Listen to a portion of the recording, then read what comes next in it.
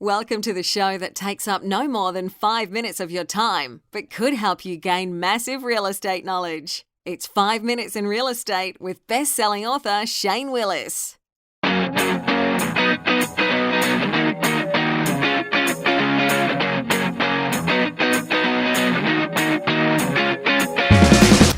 Hello, Shane Willis, Pensacola real estate expert, bringing you today's episode. Happy Thursday. If we were discussing last week, was it last week or the week before? It's been a pretty popular podcast. The title of the podcast, and I'm going to put it in the links, the notes, was Recession 2020. And that a lot of economists were looking at a recession, a U.S. recession in 2020.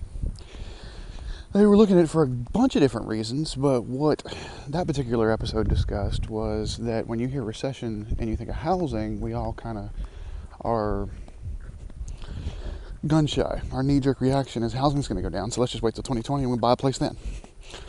But if you look at the last 7 recessions that we've had, and they are cyclical, kind of is what happens, only the last one did real estate go down. The other 6, they didn't.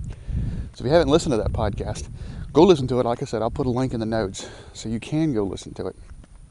Or if you're searching on one of the players, like I said, the title was Recession 2020. So since then, because I had so much response from it, I got a lot of emails, a lot of comments on the different social medias. I figured I would just gather some articles, some experts, not just myself, but because I'm a Pensacola real estate expert, but I am not, however, an economist. I just kind of trust the guys that do that on a regular basis. But I wanted to kind of share some of those. So there's a lot of experts, this is basically what we're written, that are calling for a slowdown in the economy later this year with a recession about 18 months from now. Well, guess what 18 months from now is? 2020. Exactly what we were talking about. But they're wanting to know how it impacts the housing market.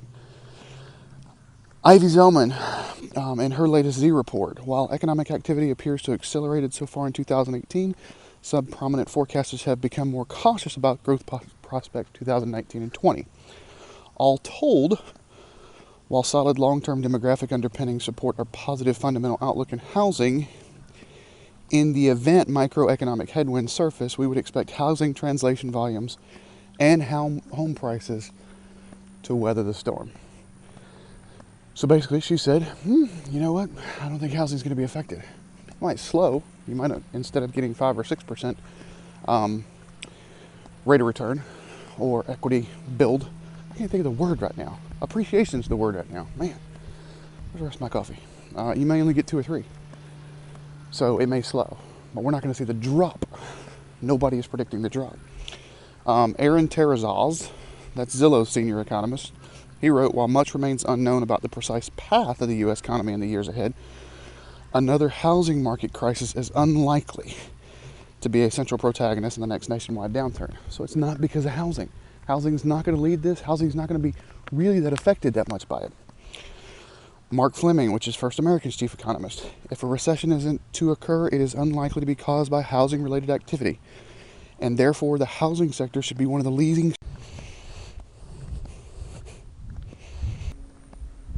Gotta love it when you get a phone call in the middle of recording your podcast. I try to do these before 8 a.m., but got some hot properties just hit the market. I'm getting calls well into this morning. All right, so I think we were talking about Mark Fleming. If a recession is to occur, it is unlikely to be caused by housing-related activity, and therefore the housing sector should be the leading source out of the recession. Mark Hurlbert, a financial analyst and journalist, he wrote, real estate may be one of your best investments during the next bear market for stocks. And by real estate, I mean your home or other residential properties.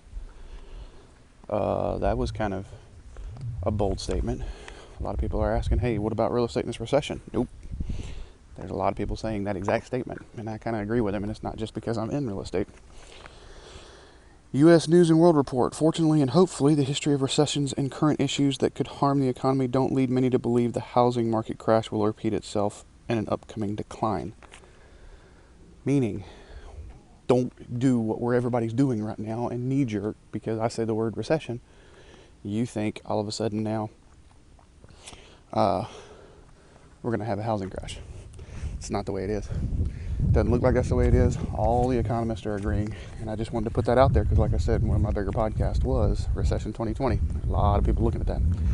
All right, that's all I got for you today. As always, if you've not subscribed to get the tips, tricks, graphs, infographics, the emails that I send out, along with some other neat little stuff that I send out periodically, get over to 5minutesinrealestate.com.